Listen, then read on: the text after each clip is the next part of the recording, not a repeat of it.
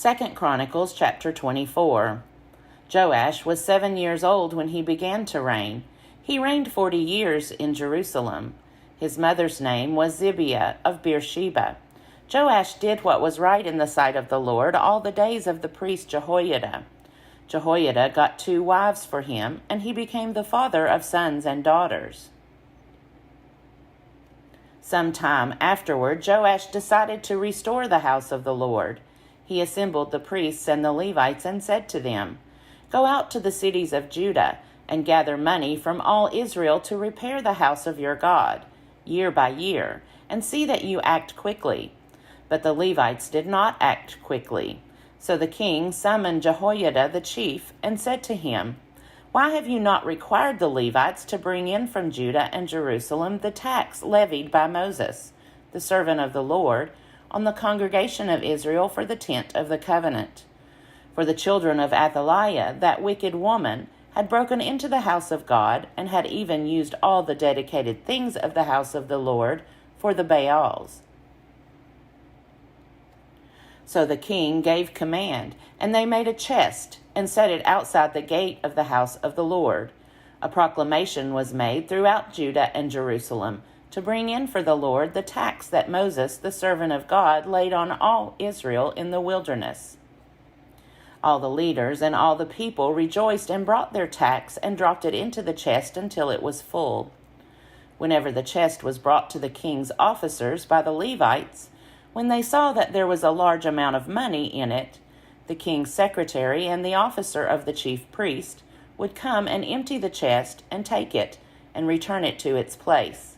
So they did day after day, and collected money in abundance.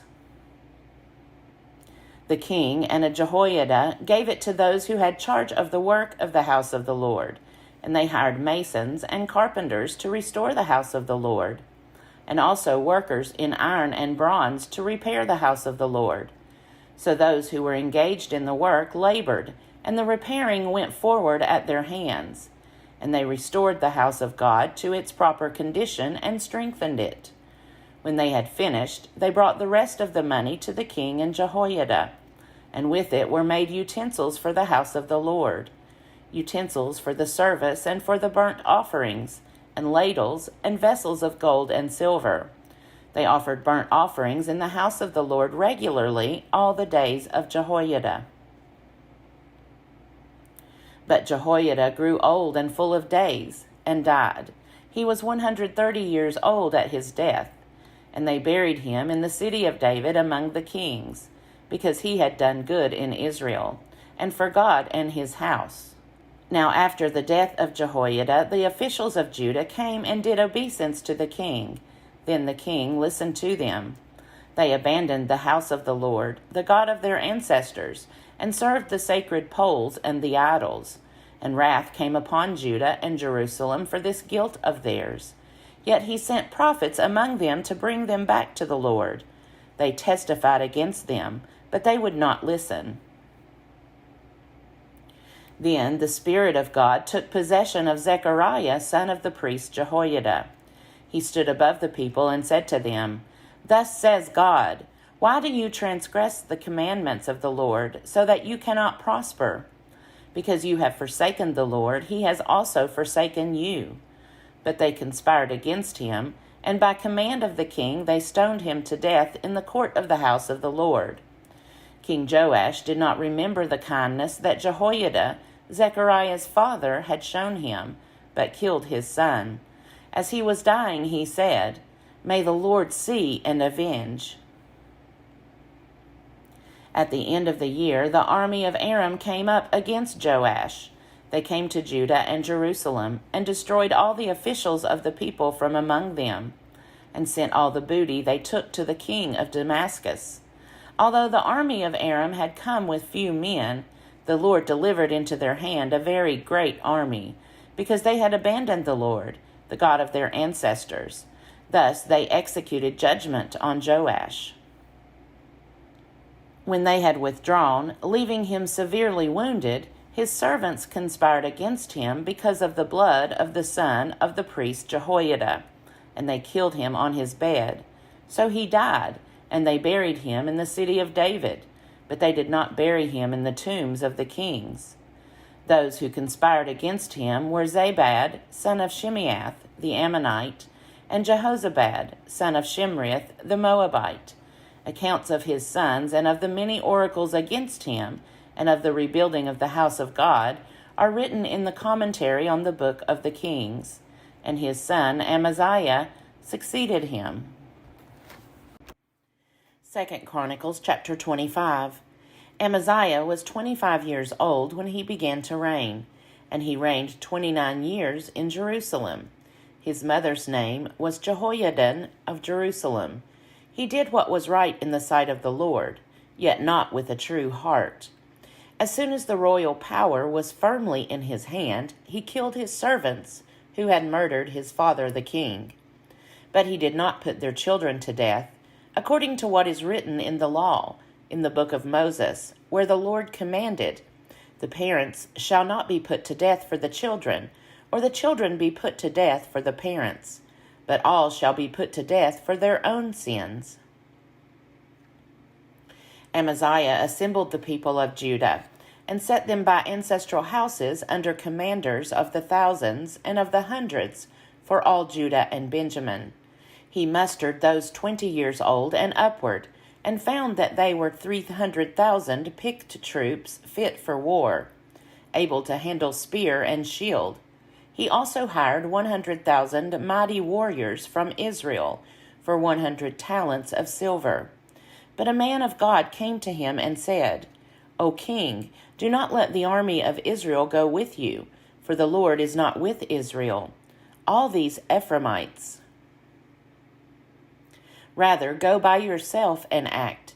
Be strong in battle, or God will fling you down before the enemy, for God has power to help or to overthrow."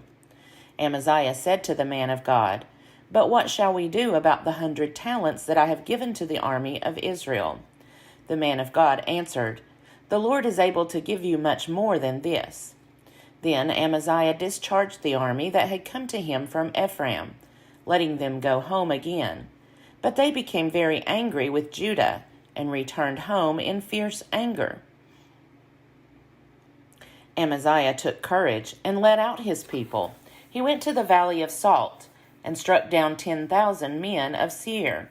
The people of Judah captured another 10,000 alive, took them to the top of Selah, and threw them down from the top of Selah, so that all of them were dashed to pieces.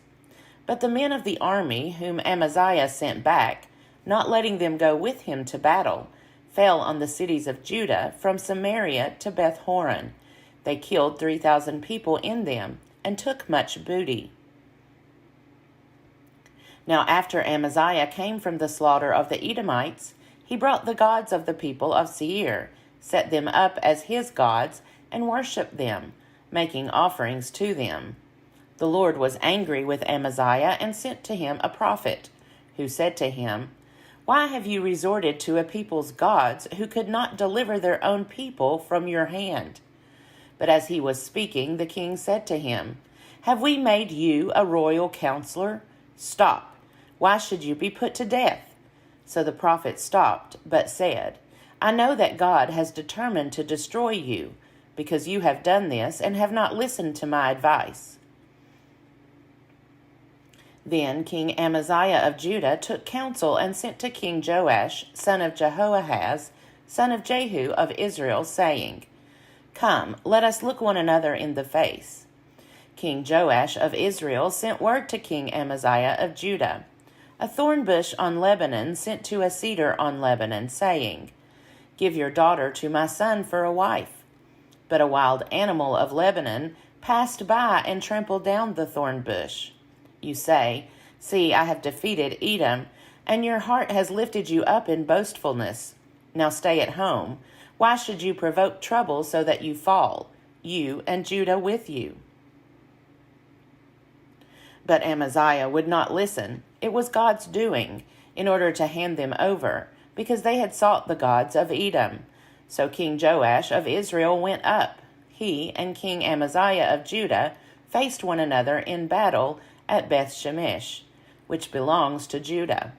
Judah was defeated by Israel. Everyone fled home. King Joash of Israel captured King Amaziah of Judah, son of Joash, son of Ahaziah, at Beth-shemesh. He brought him to Jerusalem, and broke down the wall of Jerusalem from the Ephraim gate to the corner gate, a distance of 400 cubits. He seized all the gold and silver, and all the vessels that were found in the house of God, and Obed-Edom with them. He seized also the treasuries of the king's house, also hostages. Then he returned to Samaria. King Amaziah, son of Joash of Judah, lived 15 years after the death of King Joash, son of Jehoahaz of Israel. Now the rest of the deeds of Amaziah, from first to last, are they not written in the book of the kings of Judah and Israel? From the time that Amaziah turned away from the Lord, they made a conspiracy against him in Jerusalem, and he fled to Lachish. But they sent after him to Lachish and killed him there. They brought him back on horses. He was buried with his ancestors in the city of David. 2 Chronicles chapter 26. Then all the people of Judah took Uzziah, who was 16 years old, and made him king to succeed his father Amaziah. He rebuilt Eloth and restored it to Judah, after the king slept with his ancestors. Uzziah was 16 years old when he began to reign, and he reigned 52 years in Jerusalem. His mother's name was Jechaliah of Jerusalem. He did what was right in the sight of the Lord, just as his father Amaziah had done. He set himself to seek God in the days of Zechariah, who instructed him in the fear of God, and as long as he sought the Lord, God made him prosper. He went out and made war against the Philistines, and broke down the wall of Gath, and the wall of Jebna, and the wall of Ashdod. He built cities in the territory of Ashdod and elsewhere among the Philistines. God helped him against the Philistines, against the Arabs who lived in Gur-baal, and against the Meunites. The Ammonites paid tribute to Uzziah, and his fame spread even to the border of Egypt, for he became very strong. Moreover, Uzziah built towers in Jerusalem at the corner gate, at the valley gate, and at the angle, and fortified them. He built towers in the wilderness and hewed out many cisterns, for he had large herds, both in the Shephelah and in the plain. And he had farmers and vine dressers in the hills and in the fertile lands, for he loved the soil. Moreover, Uzziah had an army of soldiers, fit for war, in divisions according to the numbers in the muster made by the secretary Jeiel and the officer Maaseiah, under the direction of Hananiah, one of the king's commanders.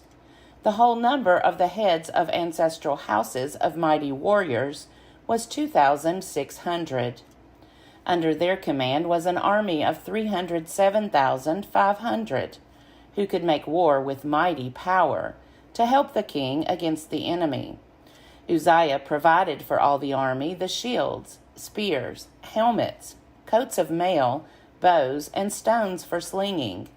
In Jerusalem he set up machines, invented by skilled workers, on the towers and the corners for shooting arrows and large stones. And his fame spread far, for he was marvelously helped until he became strong.